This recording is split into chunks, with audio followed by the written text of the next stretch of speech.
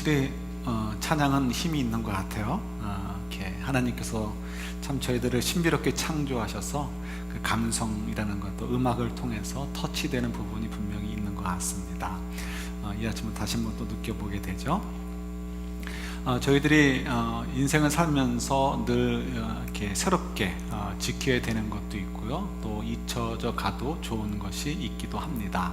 새롭게 지켜야 되는 것, 하나님께서 나를 얼마나 사랑해 주시는가, 하나님께서 우리에게 얼마나 선한 목자 되어 주시는가, 이런 것들이 될 수 있을 것이고요.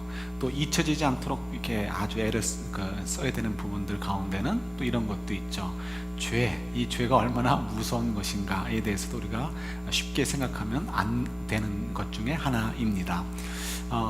종종 그런 일들이 있었습니다. 한국에 있을 때 대학부 때 아주 말씀을 잘 훈련을 받습니다. 열심히 훈련을 받아서 신앙생활을 잘 합니다. 그래서 기본적으로 술, 담배 같은 것도 멀리 하고요. 그리고 정말 정직하게 사는 그런 삶도 훈련 받고요. 그 다음에 공의에 대해서, 사회에 대해서 책임지는 것도 열심히 훈련을 받습니다. 이런 것들은 다 말씀을 통해서 우리가 훈련 받아야 되는 내용들이죠. 그런데 막상 직장 생활을 가면 이런 것들이 굉장히 도전을 받습니다. 예를 들어서 담배는 둘째 치더라도 술 같은 거 안 하기가 참 어렵습니다. 거래처를 만나야 되고 회식 모임을 가야 됩니다. 사단이 한국에서 너무 역사가 강력해가지고요, 이 술을 피하기가 정말 어렵습니다. 그래서 술이 요즘은 그냥 그야말로 음료수처럼 되어졌지만 어쨌든 간에 그 술 문화가 굉장히 문제가 되죠. 술만 마셔도 오케이인데 그 다음에 어떻게 돼요? 꼭 여자가 있는 데로 가야 되죠. 그래서 룸살롱이라는 데를 갑니다. 처음에 대학부에서 그런 훈련을 받은 사람이 직장을 가서 회식이나 거래처를 만나면서 그런 자리에 가면요, 어떻게 되죠? 깜짝 놀라가지고 어떻게 되나 가슴이 막 두근두근 거립니다. 그러나 사표를 내기 전에는 쫓아 들어가야 되죠. 들어가서 비유도 마치고 그러다가 이제 거래를 성사하기도 하고요, 또 어떤 회식 모임을 갖기도 합니다. 그러다 보면 1년, 2년, 3년, 4년 지나가다 보면요, 이렇게 주님을 생각할 때마다 교회를 가거나 큐티를 하거나 기도하는 시간마다 그것이 좀 걸리긴 걸려도 처음 놀랬던 그 순간만큼의 감각은 이미 놓쳐버리게 됩니다. 너도 나도 하게 되고 나도 어쩔 수 없이 하게 되고, 그것이 한 번, 두 번, 세 번, 네 번 반복될수록 어떻게 돼요? 그 죄에 대해서 우리는 무감각해지게 되는 거죠.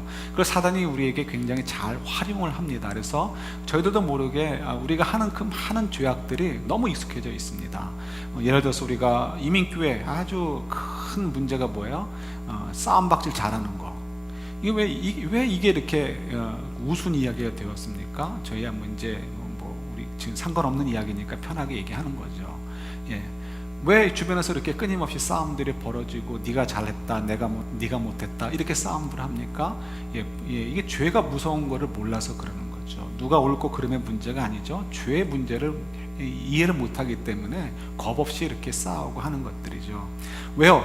주변에서 다 싸우니까. 나도 여러 번 싸워봤는데 별거 없는 것 같은 느낌이 드니까 익숙해져 버린 거예요. 이런 것들은 다 뭐예요? 죄를 우리가 두려워하지 않도록, 죄가 별로 이렇게 큰 문제가 되지 않는다라고 사단이 우리에게 자꾸 가르쳐주기 때문에 그렇습니다. 그래서 정말 죄에 대해서 우리가 아주 무서워해야 될 것은 뭐냐면요, 사단의 그 전략을 무서워해야 됩니다. 사단의 전략은 뭐예요?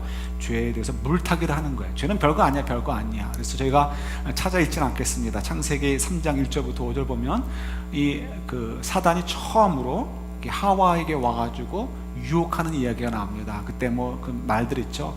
사단이 묻죠. 참으로 하나님이 그렇게 얘기했느냐? 동산에 있는 모든 나무들을 그러니까 열매들을 먹지 말라고 했느냐? 하면서 어떻게 해요? 하나님의 명령에 대해서 이렇게 의심하도록 하고, 하나님의 명령이 굉장히 불합리한 것처럼 슬쩍 바꿔가지고 얘기해버리게 하는 거죠. 그래서 듣는 사람의 입장에서는 어떻게 해요? 굉장히 하나님이 우리에게 주신 명령, 그래서 그 명령을 어기게 되면 하나님이 징벌하신다는 것이 굉장히 불합리한 것처럼 여겨지게 되고요. 그 불합리하게 여겨지게 되니까 어떻게, 내가 굳이 지켜야 되나, 이런 생각을 가져보게 되는 거죠. 거기다가 어떻게 해요? 하나님이 절대로 그 말씀대로 징벌하지 않으실 거야, 이렇게 사단이 꼬십니다. 그리고 그 다음에 어떻게, 하와가 이제 그런 범죄에 빠지도록 결정적인 한마디를 하는 거죠. 뭐라고 얘기해요? 네가 선악과를 따먹으면 네가 하나님의 벌을 받아서 추락하는 것이 아니라 오히려 너는 높이 올라가가지고 하나님과 똑같아지게 돼, 하나님과 동등하게 돼, 하나님처럼 돼, 너에게 정말 유익이야, 이런 얘기를 주어지게 되니까요, 거기서 완전히 하와가 넘어지게 되고 마는 것을 보게 됩니다. 근데 다시 한번 이 말씀을 묵상하면서 제가 깜짝 놀랐어요. 왜 깜짝 놀랐을까요? 우리의 모습이잖아요. 우리의 모습, 저의 모습이고 여러분들의 모습이잖아요. 예? 무슨 말이냐고요? 예, 저희들도 아담과 하와처럼 하나님이 계시는 걸 알아요. 하나님과 종종 대화도 나눠요. 하나님께 예배도 드리고, 그리고 헌신도 해요. 근데 우리 마음속에 지금 아담과 하와 같은 마음을 그대로 간직하고 있어요. 하나님이 참으로 그렇게 했느냐? 예, 우리가 얼마나 많은 말씀들 가운데 하나님이 정말 참으로 그렇게 말씀하셨을까 생각하는 것들이 얼마나 많이 있습니까? 그러니까 그 말씀들을 다 우리가 어떻게 해요? 무시해버리는 거예요. 몇 가지 내가 하기 쉬운 것들만 이렇게 열심히 숨기고, 나머지 것들은 다 내 마음대로예요. 그건 굉장히 불합리한 말씀이야. 불합리하기 때문에 내가 그렇게 해도 하나님 나를 징벌하실 면목이 없으셔. 내가 오히려 이렇게 선택하는 것이, 하나님 말씀 대신 내가 판단해서 하는 것이 나에게 더 유익이 될 거야. 당연하지. 이렇게 사는 것이 우리들의 삶이잖아요. 그렇죠? 여기서 우리가 어떻게 자유롭다고 얘기할 수 있겠어요?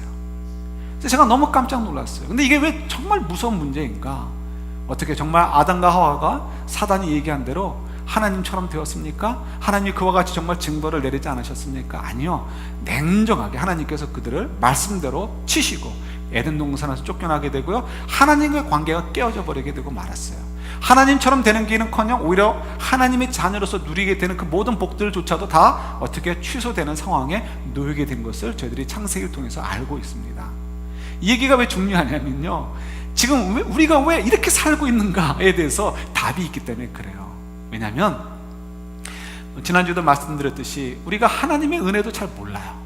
그러니까 정말 하나님의 은혜가 널려 있지만 그 은혜를 보면서도 그냥 아무것도 아닌 것처럼 받아들이고 감사할 줄 모르고 기뻐할 줄도 몰라요. 그러다 보니까 우리가 하나님 안에서 행복한 그 행복을 누리지도 못하고요, 또 뿐만 아니라 하나님 우리를 징벌해 주셔서 이놈 한 대 맞고 정신 차리라고 때려줘도요, 그냥 무덤덤해요. 한두 대 맞아본 것도 아니고 한두 번 맞아본 것도 아니고 뭐 이런 식으로 지내요. 그러니까 하나님이 우리를 좀 이렇게 고쳐가지고 저 하나님의 그 풍성한 은혜 가운데 살고 싶으신데, 그렇게 인도하고 싶으신데 우리는 나몰라 해요. 그러니까 하나님도 답답하고 우리도 답답하고, 우리는 지금 사는 모습이 굉장히 엉터리인 거죠. 예를 들어서 우리가 뭐 이렇게 설명이 될지 모르겠습니다. 제가 중국집 가면 좋아하는 것이 뭐예요? 우리 모든 분들이 좋아하는 거 있죠. 탕수육, 그 다음에 짜장면, 그죠? 근데 탕수육, 짜장면이든 탕수육, 짬뽕이든 간에 다 건강에 직접적으로 안 좋다고 하죠. 그래가지고 그를 1년에 그냥 그야말로 한두 번 먹으니까 다행이지, 매일 그렇게 먹어보세요. 우리 여기 중에 대부분의 분들이 다 병원에 가 있을 거라고요. 근데 만약 저희들이 그것을 매일 먹는다고 한번 생각해 보세요. 그럼 바보 같은 짓이에요. 그러면 어떻게 해요? 빨리 끊어버려야 되는 거예요. 우리도 마찬가지죠. 지금 마치 탕수육 먹고 짜장면이나 짬뽕을 먹듯이, 다행이네 우리 교회에 중국집 하는 분이 없어가지고 갑자기 그 생각이 드네요. 우리가 이 영적으로도요, 지금 그런 영적으로 짜장면과 탕수육을 매일 먹는 것처럼 그렇게 악화된 삶을 살면서도 우리가 그걸 모르고 있는 거예요. 그러니까 정말 주님께서 우리에게 주시고자 하시는 그 풍성한 은혜의 삶들을 놓치고 있어요. 그래서 우리가 오늘 특별히 이 다윗의 이야기를 계속해서 묵상하면서 이 죄에 대해서, 이 물타기 하는 사단에 대해서 우리가 정말 경각심을 가지고요, 이 죄에 대해서 우리가 좀 어떻게 하면 잘 대응할 것인가 좀 생각해 보고 싶습니다. 여러분, 사무엘하 10장부터 20장까지 있는 11장이라 되는 긴 이렇게 분량입니다. 굉장히 많은 분량이에요. 이걸 좀 더 쉽게 이해하시려면 좋은 게요, 성경의 한 지면이 얼마나 소중하겠습니까? 예를 들어서 신약 성경은 27권인데요 17권이, 제가 카운트하기로는 17권이 이 10장부터 20장 요 부분, 그러니까 10장, 11장의 분량이 되지 않는 것이 17권이나 됩니다. 10권 정도만 11장이 넘는 그런 길이의 분량으로 기록되어 있고요, 신약 성경의 반이 훨씬 넘는 수가 어떻게 해요? 11장의 분량이 되지 않는다는 거예요. 그러니까 지금 이 사무엘상 10장부터 20장까지 내용이 그렇게 길다는 거예요. 근데 그 긴 분량만큼 기록되어 있는 것이 뭘까요? 한 이야기를 쭉 기록하고 있어요. 그 내용이 뭐냐면, 다윗이 밧세바와 만나서 범죄해서 그 결과로 어떠한 일들을 경험하게 된다는 내용이 무려 11장이나 되는 긴 분량으로 채워져 있어요. 뭐토록 이렇게 많은 분량을 적어 놓았을까? 거기 보면 암논이 자기 여동생, 그러니까 어머니가 다른 여동생이죠, 여동생을 성폭행하는 사건이 나오고요, 또 그 성폭행에서 뿐만 아니라 그 여인을 부끄럽게 만들어서 내쫓는 일들도 기록되어 있습니다. 그 다음에 또 그것이 화가 나니까 그 이제 여동생의 친오빠인 압살롬이 암논을 죽이는 일, 또 나중에 가서는 섭섭해가지고 아버지도 죽이려고 덤벼드는 일들이 기록되어 있습니다. 근데 여러분 보세요. 거기서 우리가 읽으면서 아멘 할 만한 것들이 뭐가 있어요? 그죠? 나단 선지자가 와서 다윗 임금에게 너 그 잘못된 일이 하나님 이렇게 하실 거야 라고 하면 그거는 마지못해서도 우리가 아멘 할 수 있습니다.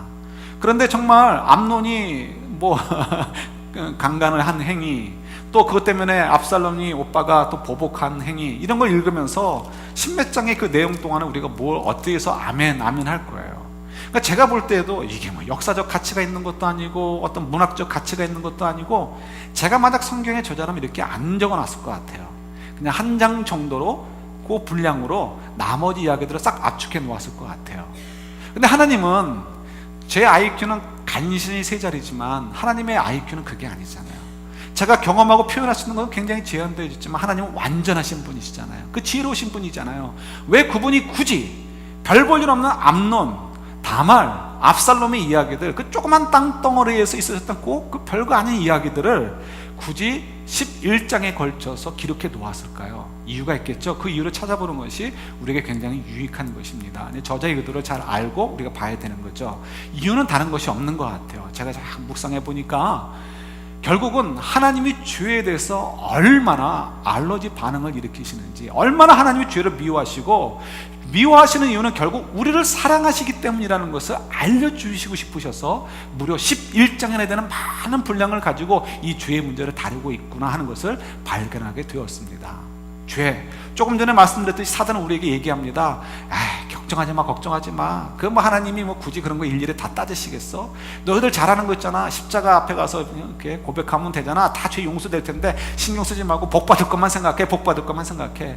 아니요. 진정으로 하나님이 우리에게 넘치도록 정말 준비된 은혜의 복들은 있어요. 그런데 그 복들을 누리지 못하는 이유, 우리가 주님 안에서 정말 너희들 항상 기뻐하라, 범사에 감사하라 함에도 불구하고 우리가 그걸 누리지 못하는 이유 어디 있어요? 죄 때문이라는 거예요. 죄 때문에. 그래서 하나님 우리를 사랑하셔서 이 죄의 문제는 쉽게 넘어갈 게 아니야. 이 죄의 문제를 잘 해결해야 내가 너희들에게 주고자 하는 그 행복한 삶을 살 수 있어 하는 것을 알려주시기 위해서 이 많은 분량을 할애하고 있다는 거죠.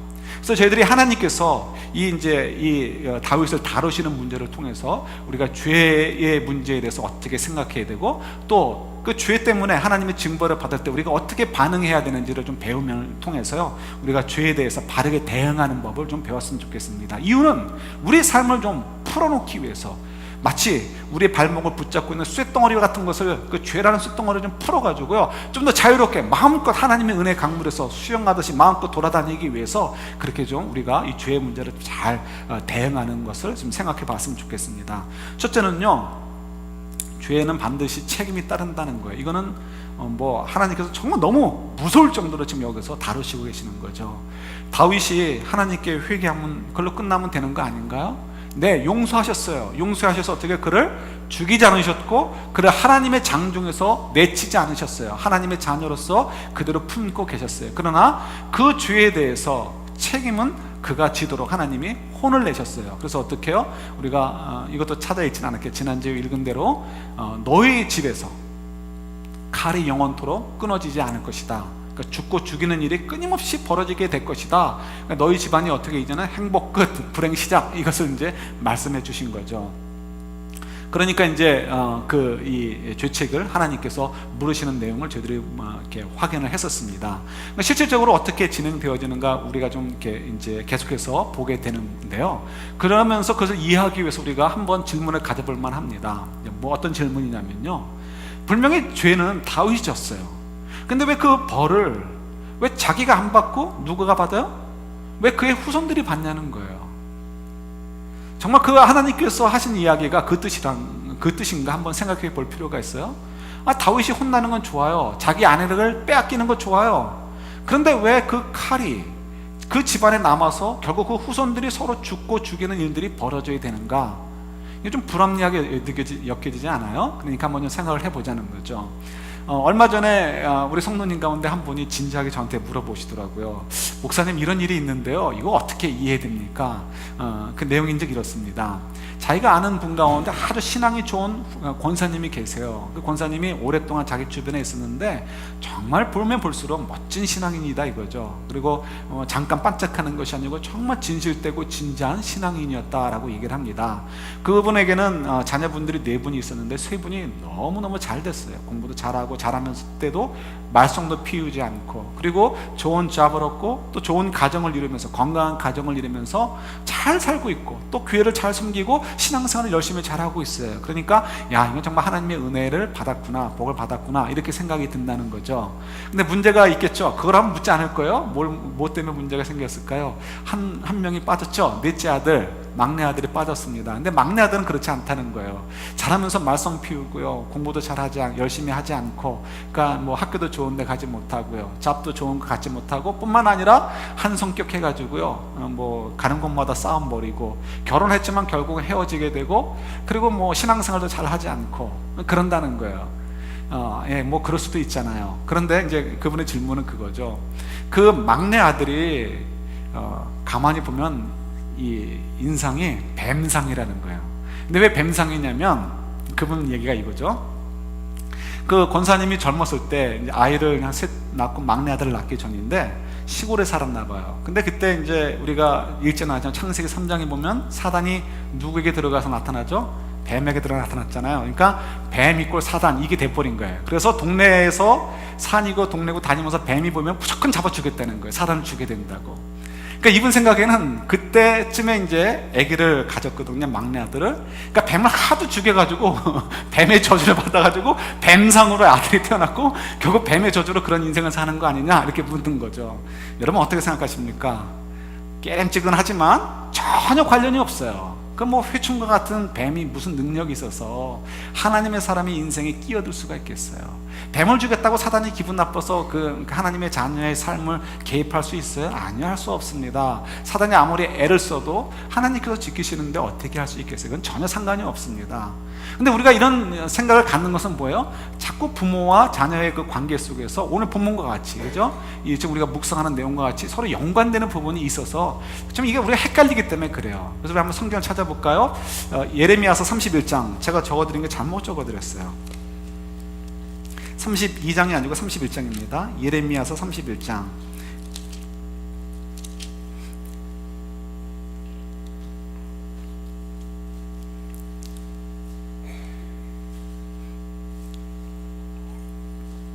(29절하고 30절입니다) 그래도 예레미야서는 찾기가 좀 쉽죠. 워낙 분량이 많으니까, 그죠?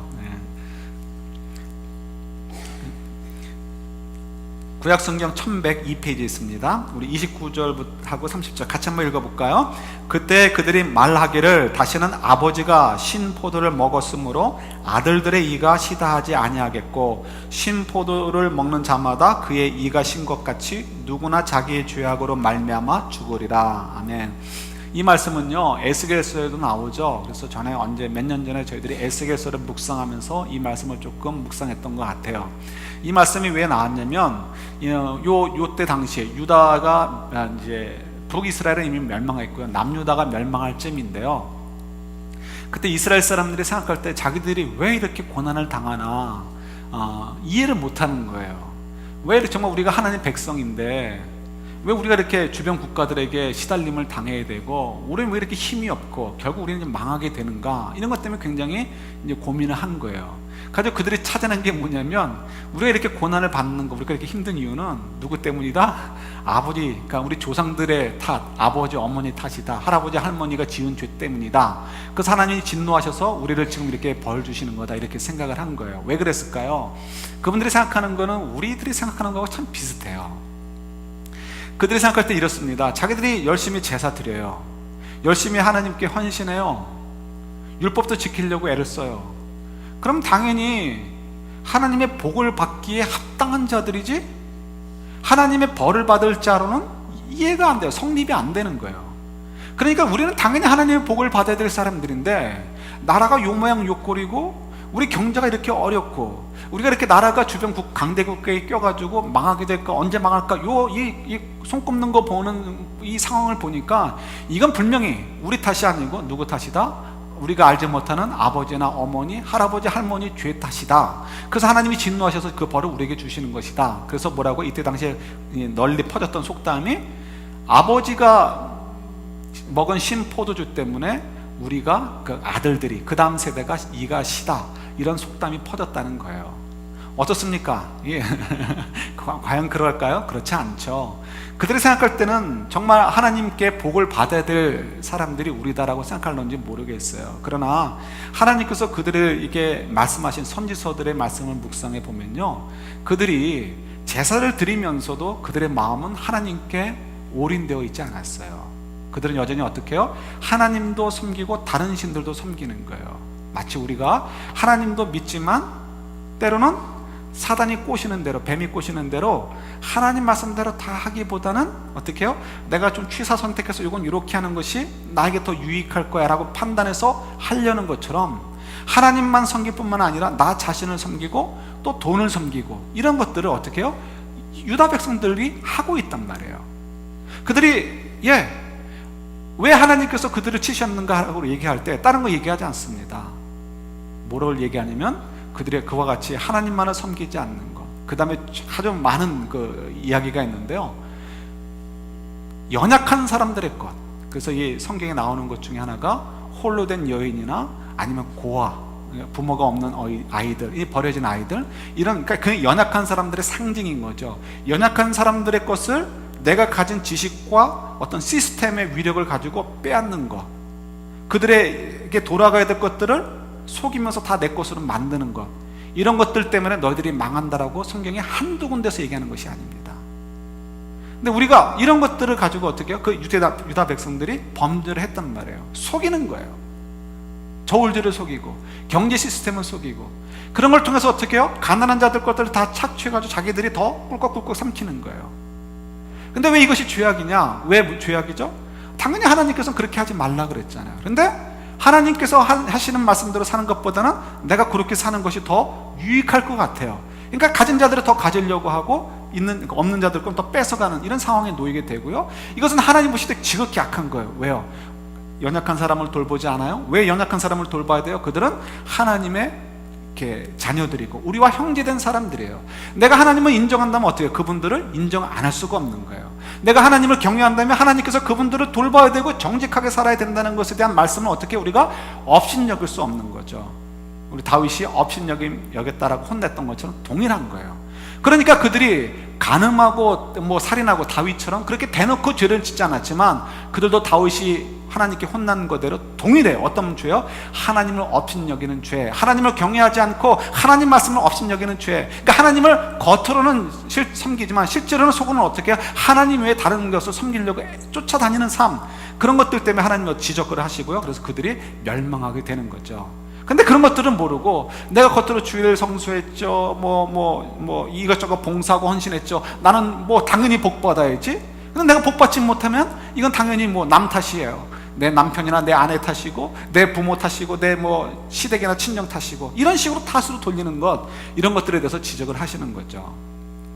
근데 어떻다고요? 그렇지 않다는 거예요. 하나님 분명히 얘기하셔요. 그런 속담, 엉터리 속담이라는 거예요. 그런 말 하지 말라는 거예요. 죄는 누구의 죄로 다 이렇게 징벌을 받는다고요? 내 죄 때문에 내가 징벌을 받는 거지 다른 사람의 죄 때문에 징벌을 받지 않는다는 거예요. 그렇다면 우리가 이제 다윗의 그럼 자녀들의 얘기를 한번 돌아봐야 되겠죠? 그럼 다윗의 자녀들은 뭐냐는 거예요. 구체적으로 실질적이잖아요. 그죠? 우리 한번 성경을 한 군데 찾아보도록 하겠습니다. 로마서 6장입니다.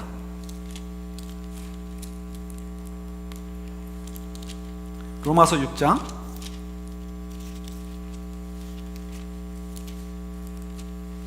20절하고 21절입니다.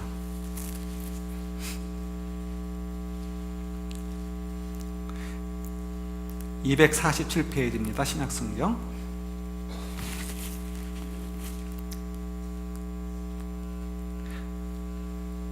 같이 읽겠습니다. 너희가 주의 종이 되었을 때에는 의에 대하여 자유로웠으나 너희가 그때 무슨 열매를 얻었느냐? 이제는 너희가 그 일을 부끄러워하나니 이는 그 마지막이 사망임이라. 이 말씀은 뭐냐면, 하나님의 자녀가 되기 전에 일반 백성들일 때는요, 어떻다고요? 우리는 의에 대해서 생각할 능력이 전혀 없다라는 거예요. 그러니까 하나님이 기뻐하실 만한 일을 판단할 능력이, 또 그것이 무엇인지를 알 만한 능력이 없다는 것입니다. 그러니까 하나님의 자녀가 되기 전에는 우리가 무엇을 하든 간에 그건 다 뭐야? 죄악이고 악을 낳게 된다는 거죠. 때로는 좀 중립적인 일을 행할 때도 있지만 결국은 뭐예요? 우리가 낳는 것은 이제 하나님의 심판을 받을 만한 죄 악의 열매들밖에는 맺지 않는다는 것입니다. 자, 이제 그 얘기를 가지고 다윗의 아들들의 이야기로 돌아가도록 하겠습니다. 다윗의 아들들, 그들이 착하고 그들이 하나님의 백성이었는데 아버지가 죄를 졌기 때문에 그들의 이가 시린 것처럼 하나님의 자녀에서 쫓겨나고, 그리고 그들이 평소 같으면 안 지을 죄였지만 아버지가 죄를 져서 하나님의 저주를 받았기 때문에 죄를 짓게 되는 것처럼 생각할 수 있습니다. 아니요, 그건 오해예요. 그렇지 않습니다. 우리 조금 전에 읽었던 예레미야서를 통해서도 우리가 확인할 수 있었어요. 그럼 왜 그럴까요? 적어도 하나님께서 다윗을 사랑하셔서 그냥 다윗이 이뻐서라도, 그를 위해서라도 아들들이 망나니 짓 할 만한 것들을 개입하셔서 막을 수 있단 말이에요. 그러니까 지금까지는 그렇게 해오셨단 말이에요. 그런데 지금 하나님께서 나단 선지자를 통해서 하신 그 말씀은 뭐냐면, 결국은 이 얘기예요. 내가 그동안은 너를 봤으라도 내가 너희 자녀들을 돌봐주고 너희 패밀리들을 내가 프로텍트 해줬지만 이제는 어떻게 하겠다고요? 나 이제 너 간섭하지 않겠다는 거예요. 개입하지 않으시겠다는 거예요. 그게 뭐냐면, 그 아들들 중에 마음의 할례를 받아서 하나님을 기뻐하시는 일이 무엇인지 알만한 사람들이라면 알아서 하나님의 인도하심을 따라 갈 것이고요, 마음의 할례를 받지 못해서 하나님의 그 자녀로서 하나님의 그 기뻐하시는 뜻이 무엇인지 죄를 짓지 않고 하나님의 의를 행할 수 있는 능력이 없는 자들이 지네 마음대로 그냥 죄 가운데서 그냥 막 살다가 죽는 거, 이건 내가 이제 개입하지 않겠다, 막지 않겠다, 그냥 지네 마음대로 죄를 짓든 말든 내가 상관하지 않겠다, 이런 의미가 되는 거예요. 마치 애굽에 갔을 때 바로를 하나님께서 어떻게 해요? 그의 완악한 마음대로 두셨다. 그가 그냥 지금 악한 생각대로만 하도록 그냥 하나님이 가만히 두셨다는 것과 그러니까 똑같은 말씀인 거예요. 그러니까 암논과 압살롬이 원래는 하나님을 잘 섬기고 착실하게 살 사람들인데, 그런데 어떻게 해요? 다윗이 죄를 져서 그들이 체인지 돼가지고 하나님의 저주로 이제는 죄를 짓는 인생으로 변하는 것이 아니고요, 원래 그런 인생이에요. 그런 인생인데 하나님께서는 그동안은 그래도 다윗을 보셔가지고 그들을 좀 컨트롤 해주셨단 말이에요. 붉어지지 않도록, 터지지 않도록. 그런데 어떻게 이제 하나님께서는, 다윗, 너를 봐서 내가 그동안 참아줬었는데, 그들은 내가 좀 컨트롤 했었는데, 내가 이제는 너 이 징벌의 대가로 내가 그동안 저희들을 잡고 있었던 거 내가 놓아둬 버릴 거야. 그러니까 저희들이 마음대로 어떻게 살든 나는 상관하지 않을 거야. 그 얘기가 바로 이 선지자들을, 나단 선지자를 통해서 하나님께서 다윗에게 주신 말씀이라는 거죠. 그러니까 그들이 암몬과 압살롬이 죄를 진 것은 그들의 악함 때문에 죄를 진 것이지 다윗의 저주 때문에 죄를 진 것이 아니란 말이에요. 하나님이 그를 그동안은 프로텍터 해주고, 하나님이 그동안은 그걸 좀 이렇게 붙잡아 두셨지만 이제는 내버려 두시고 지네 마음대로 살도록 그냥 방치해 두신다는 거죠. 그러니까 그들의 마음대로 죄 가운데는 막 마음껏 사니까 뭐 세상 사람들과 동일하게 그런 죄들을 짓고, 세상의 다른 궁정에서 있어지는 그 암투와 그 간음과 저질스러운 것들이 어떻게 해요? 다윗의 가정 속에서도 그대로 드러나는 것을 저희들이 보게 되는 것입니다. 중요한 건 뭐예요? 그러니까 우리가 죄라는 것은 그냥 넘어가는 것이 아니에요. 죄라는 것은 하나님과의 관계가 깨어지고 하나님의 사랑이 그 풍성함을 누리지 못하기 때문에 다윗이 하나님의 은혜 가운데 더 풍성하게 누릴 수 있었던 하나님의 사랑과 그 은혜들을 어떻게 해요? 많은 부분들을 빼앗기게 되는 것을 보게 되는 거죠. 그래서 이 죄라는 것을 정말 대충 넘어갈 것이 아니고 우리가 어떻게 굉장히 그 결과를 무섭게 여기게 되고 굉장히 저희들이 그걸 위해서 긴장하고 사시게 되는 거예요. 특히 부모님들은 자녀들을 위해서라도, 우리 하는 것을 보고 배우잖아요. 우리가 하나님을 이렇게 우습게 여기면 그들도 하나님을 우습게 여깁니다. 그러면 너무 우리 자녀들한테 미안하잖아요. 다윗이 그동안 하나님을 잘 섬기는 것 같다가 막판에 가가지고 밧세바와 사건을 벌이고 남편을 죽였어요. 자녀들이 보면서 뭐라고 생각하겠습니까? 야, 우리 아버지 그동안 신앙 좋아 보였던 건 다 뭐예요? 가식이다, 이랬을 거 아니에요. 그러니까 우리도 막 살자, 이렇게 되는 거죠. 그러니까 아버지가 했던 일들을 그대로 어떻게 흉내내는 일들이 그들 가운데 벌어지게 되는 거예요. 그러니까 하나님의 은혜들을 저 풍성하게 누릴 수 있는 것들을 다 빼앗기는 거죠. 그래서 여러분 참 조심하셔야 되는 거예요. 두 번째, 그 다음에 저희들이 이 징벌을 받을 때, 하나님께로부터 벌을 받을 때 우리가 어떻게 처신을 해야 되는가? 다른 거 없습니다. 하나님께서 요구하시는 것을 우리가 그냥 순복하고 그 레슨을 통해서 우리에게 요구하시는 것에 그대로 우리가 따라가는 것, 그것이 우리가 징벌을 받을 때 우리가 취해야 될 태도라는 거예요. 여러분, 다윗이 지은 죄의 본질은 뭐죠? 간음도 아니에요, 살인도 아니에요. 이것도 다 물론 큰 죄입니다. 뭐 얘기할 거 없습니다, 큰 죄. 그러나 이 간음과 살인을 가지고 하나님이 얘기하지 않으셨어요. 뭐라고 얘기하셨죠? 네가 나와 나의 말을 어떻게 하겠다? 업신여겼다, 업신여겼다. 그러니까 결국 하나님을 경외하지 않고 하나님을 사랑하는 마음이 식어져 버리니까 하나님을 업신여긴다라고 표현하고요. 그러니까 어떻게 해요? 그렇기 때문에 하나님 말씀이 업신여겨지게 되고, 그러니까 하나님께서 그만 간음도 행하게 되고 살인도 행하게 되는 거죠. 거짓말도 행하게 되고. 그러니까 어떻게 해요? 하나님께서 문제의 본질을 직시하시고 그 문제의 본질을 바꾸라라고 요구하시는 거죠. 그래서 그 다음부터 20장까지 벌어지는 그 모든 것 속에서 다윗이 취하는 행동을 보면 굉장히 참 우리가 아주 고급스럽게 배울 것이 있습니다. 먼저 여러분 생각해 보세요. 계속 읽으시면서 의문을 가지실지 모르겠습니다. 다윗이 암논의 사건이 벌어졌을 때, 그러니까 암논이 맏아들이에요. 맏아들이, 그러니까 황태자인 셈이죠. 맏아들이 어머니가 다른 여동생을 성폭행을 합니다. 그럼 아버지 다윗이 어떻게 해야 돼요? 당연히 개입을 해야 돼요. 무엇이 잘못됐고 무엇이 잘못됐기 때문에 어떻게 해결을 해야 된다 얘기를 하든지, 아니면은 암놈을 치든지, 아니면 벌을 주든지 어떻게 해야 된단 말이에요. 근데 성경을 보면 입 싹 닫고 있는 것을 보게 됩니다. 마치 남의 집 이야기 같아요. 그 다음에 암논에 대해서 가만히 있고 이렇게 2년이 지난 다음에 압살롬이 거기에 대해서 분노의 마음이 생기죠. 어떻게 아버지가 가만히 있을 수 있을까? 나와 내 누이를 업신여긴 거야, 이렇게 생각하지 않겠습니까? 나와 내 누이 그 다말을 아버지가 존귀하게 여겼으면 어떻게 이거를 가만히 둘 수 있을까? 이건 분명히 아버지가 나를 업신여기는 거야, 이렇게 생각을 했겠죠. 그래서 어떻게 해요? 잔치를 벌여가지고 아버지도 초대하고 형제들을 초대합니다. 근데 그 자리에서 어떻게 돼요? 암놈을 죽이게 돼요. 다행히 다윗이 그 자리에 가지 않았어요. 근데 그 자리에서 살인행위가 벌어졌다는 얘기는 뭐예요? 아버지가 와서 아버지도 죽였다는 얘기예요.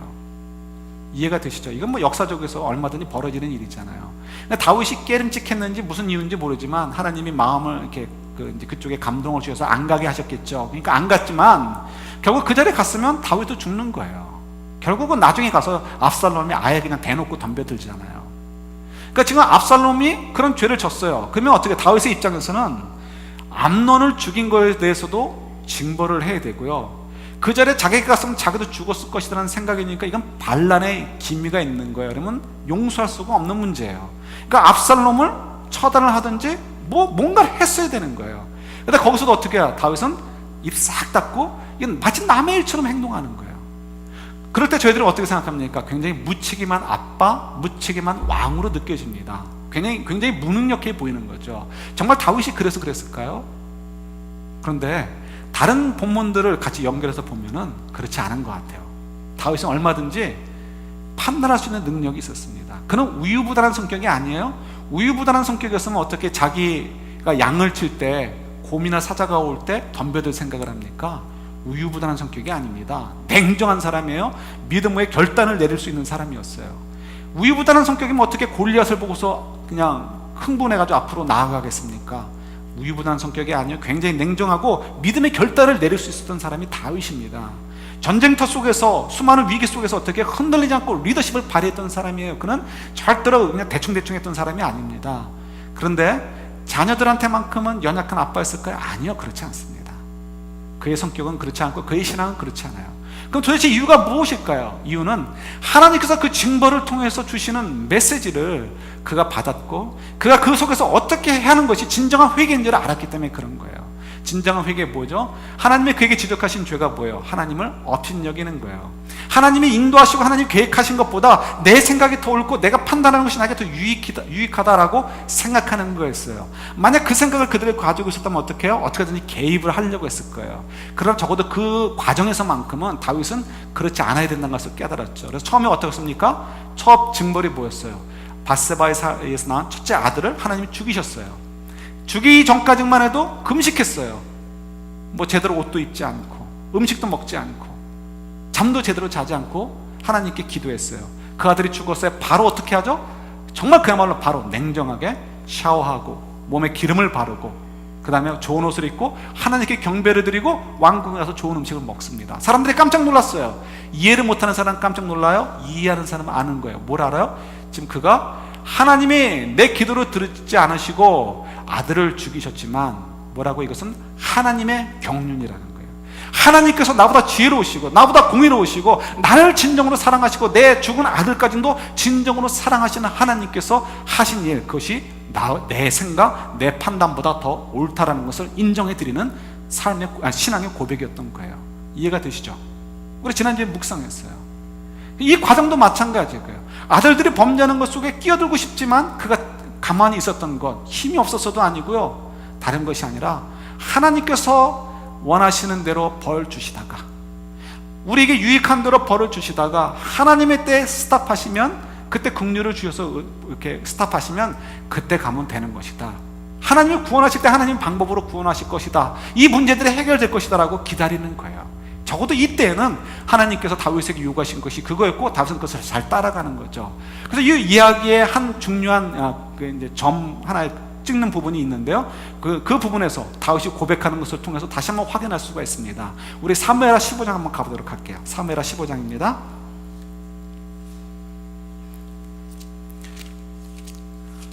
조금 어려울 수 있어요. 그러나 이것을 저희들이 잘 이해하셔야 돼요. 진정한 죄에 대한 그 회개가 무엇인가, 그래 어떻게 우리가 죄에 대해서 잘 대응할 수 있는가. 하나님을 업신여기는 죄에 대해서 하나님이 심판하실 때 그럼 다른 거 없어요. 하나님을 업신여기는 것에 대해 반대하는 것, 하나님을 경외하는 것을 그대로 보여드리면 되는 거예요. 15장 23절부터 26절입니다. 한 절씩 받겠습니다. 온 땅 사람이 큰 소리로 울며 모든 백성이 앞서 건너가매 왕도 기드론 시내를 건너가니 건너간 모든 백성이 광야길로 행하니라. 보라, 사독과 그와 함께한 모든 레위 사람도 하나님의 언약궤를 메어다가 하나님의 궤를 내려놓고 아비아달도 올라와서 모든 백성이 성에서 나오기를 기다리도다. 왕이 사독에게 이르되, 보라, 하나님의 궤를 성읍으로 도로 메어 가라. 만일 내가 여호와 앞에서 은혜를 입으면 도로 나를 인도하사 내게 그 궤와 그 계신 데를 보이시리라. 그러나 그가 이와 같이 말씀하기를 내가 너를 기뻐하지 아니한다 하시면 종이 여기 있사오니 선히 여기시는 대로 내게 행하시옵소서 하리라. 아멘. 지금 이 본문의 내용은 다윗이 지금 압살롬이 결국은 반란을 일으켜서 야반 도주를 하게 되는 것입니다. 도주를 하는데 신하들이 그래도 이 백전노장들이잖아요. 그러니까 벌써 아는 거죠. 그래서 도망을 가더라도 뭘 가져가야 된다. 뭘 가져가야 될까요? 이스라엘 백성들에게 있어서는 가장 중요한 건, 일반 왕 같으면 옥새가 중요하지만 이스라엘에서는 옥새가 중요한 게 아니고 이스라엘 백성의 신인 여호와 하나님이 함께 하신다는 증거인, 상징인 언약궤를 가져가는 것이 제일 중요하죠. 그러니까 그 언약궤를 메고 나왔습니다. 굉장히 잘한 거죠. 그러면 그걸 가지고 가야 어떻게 해요? 왕권의 정당성을 인정받을 수 있고 또 하나님께서 우리와 함께 해준다는 기대를 가질 수가 있습니다. 다윗이 하는 얘기가 여기서 굉장히 놀라운 거예요. 여기서 다윗은 언약궤를 가져갈까 말까 생각할 여유가 없습니다. 무조건 가져가야 되는 거예요. 이건 자기가 살 유일한 길일 수도 있습니다. 근데 뭐라고 얘기합니까? 언약궤를 다시 어떻게 해요? 하나님의 성막이었지만 글로 다시 갖다 놓으라는 거예요. 하나님의 도성으로 옮겨 놓으라는 거죠. 왜요? 내가 죽고 사는 건 누구에게 달려있다? 여호와 하나님께 전적으로 달려있다는 거예요. 만약 하나님 나를 긍휼히 여기시면 내가 다시 돌아가서 언약궤를 볼 것이라는 거예요. 그러니까 왕으로 다시 하나님 도성으로 돌아갈 거라는 거죠. 근데 만약에 하나님이 나를 기뻐하지 않으시면 어떻게 하나님 나를 치실 거라는 거예요. 언약궤를 가져가고 아니고 내가 뭘 개입을 하고 내가 어떻게 노력하고 아니고 상관없다는 거죠. 누구에게 달려있다? 하나님께 달려있다는 거예요. 그리고 그에 대해서는 내가 반항할 마음이 필요 없다는 거예요. 하나님 원하시는 대로, 하나님의 방법대로 하나님께서 하시도록 나는 그대로 따르겠습니다 라는 고백이 여기 진하게 나오는 거죠. 처음에는 아들의 생명을 가지고 하나님이 딜을 하셨지만 이제는 다윗 자신의 생명을 가지고 하나님이 확인을 하시는 거예요. 다윗이 정말 회개했는가 안 했는가. 여러분, 진정한 회개는 뭐라 그랬죠? 내가 입으로 뱉은 거 하나님 정말 잘못했어요 라는 것을 실제로, 이것은 내가 거짓 증언이 아니고 진짜 고백한 것입니다 라는 것을 보여드리기 위해서 어떻게 해요? 실제로 내가 삶을, 행동을 변화시키는 것, 그래서 증명하는 것, 그것이 진짜 회개다라고 말씀을 드렸어요. 물론 회개하고도 또 넘어질 수 있어요. 그러나 부족해서 넘어지는 것과 내가 대놓고 말만 하고 생각은 딴 데가 있는 것과는 전혀 다른 것입니다. 지금 다윗에게는 뭘 하나님이 요구하시는 거예요? 너 진정한 회개를 보이라는 거예요. 하나님이 하시는 일에 대해서 무조건 경외하는 것, 업신여기지 않는 것을 보이라는 거죠. 그래서 지금 그 테스트를 지금 몇 년에 걸쳐서 지금 계속해서 하고 있고, 다윗은 철저하게 그의 그 죄악성을 내려놓는 것을, 그래서 이제 일종의 합격인 거죠. 그것을 하나님께서 보여주시는 것을 우리가 이 말씀을 통해서 확인하게 되는 것입니다. 죄에 대해서 어떻게 대응한다고요? 우리가 회개하는 것에 대해서 진실성을 보여야 되고요, 그것이 진짜 하나님께서 오케이 하신 만큼 내 삶을 통해서, 말을 통해서, 생각을 통해서, 행동을 통해서, 변화된 것을 통해서 증명하는 것, 이것이 우리에게 꼭 필요하다는 것입니다. 이것이 진짜 죄에 대해서 바르게 대응하는 거예요.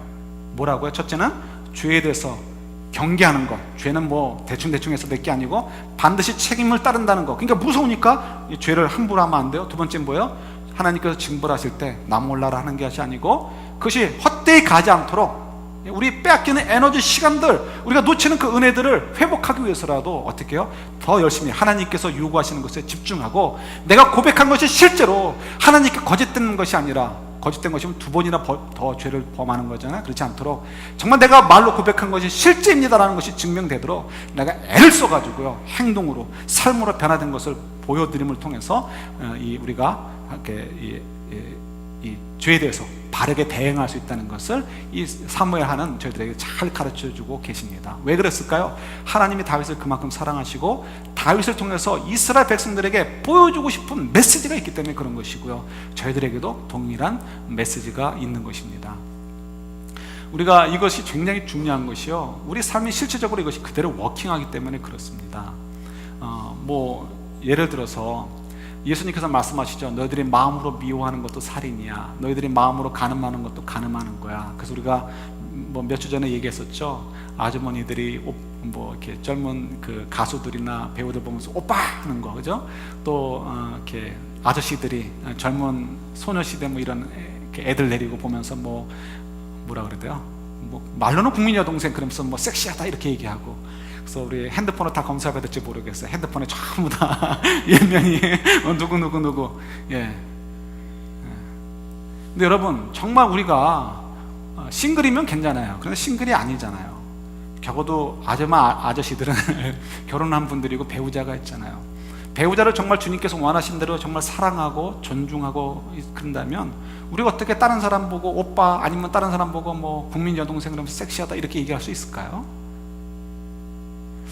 그런 말이 성립이 안 될 것 같아요. 내 아내, 내 남편에 대해서 우리가 올인하고 있다면 그렇게 될 수 없죠. 근데 왜 예수님께서 우리가 못 지킬 것 같은 그 말씀을 주셨을까? 이유가 있죠. 우리가 그 안쪽에서부터 싸울 때 어떻게 해요? 겉으로 드러나는 죄를 줄일 뿐만 아니라요, 그걸 통해서 우리가 뭘 생각하라고요? 그만큼 어떻게 우리가 부부간에 집중하라는 것이고, 그만큼 우리가 다른 성도들이나 다른 사람들과 사이에서 미워하지 않도록, 그만큼 우리가 어떻게 해요? 이렇게 하나님께 집중하라는 거예요. 집중하라는 거. 그럴 때 우리가 정말 어떻게 해요? 진짜 하나님께서 우리에게 부부 관계를 만들어 놓고서 우리가 마지못해 산다 이렇게 하시려고 하나님이 부부 관계를 창조하셨겠어요? 아니죠. 우리가 지금 문제는 그 문제를 해결하지 않고 가니까 나는 드러난 죄는 없지만, 드러내놓고 싸우지 않고, 드러내놓고 살인하지 않고, 드러내놓고 간음하지 않아도 마음으로 그런 죄가 지니까 어떻게 해요? 부부관계가 형성이 안 되는 거예요. 형성이. 그러니까 어떻게 계속해서 이렇게 돼버리고요, 그죠? 저 양반 언제 죽나 이런 생각만 하고 이런 게 우리가 어떻게 해요? 이러니까 우리가 하나님의 은혜를 누리지 못하는 거예요. 우리가 이것을 잘 이기게 되면 하나님 말씀대로 원래 창조하셨던 그 아름다운 풍성한 그 부부간의 사랑의 관계를 누리게 될 거 아니에요. 60억 70억 가운데 만남이에요. 얼마나 소중한 만남입니까? 평생을 같이 가야 되는 그 귀한 만남이에요. 부모와 자녀 간의 관계도 마찬가지예요. 요즘 부모와의 자녀 관계도 일부 예배 때도 그게 나오는데 돈의 관계가 되어버렸지, 정말 끈끈한 사랑의 관계가 많이 흩어져 버렸어요. 이런 것들 다 무엇 때문에? 우리 죄성 때문에 그런 거예요. 이 죄의 문제를 우리가 가볍게 여기니까 이렇게 정말 하나님 주시는 은혜의 축복의 터전에서 오히려 싸우고 실망하고 분노하고 사는 거예요. 그러니까 죄에 대해서 우리가 좀 진지하게 생각하시고요, 이 죄의 문제를 우리가 잘 대응함을 통해 가지고 우리 하나님 주신 이 놀라운 축복들을 회복하자는 거예요. 풍성한 은혜를 누리자는 거예요. 그런 삶 살 수 있기를 우리 주님의 이름으로 축원합니다. 기도하겠습니다.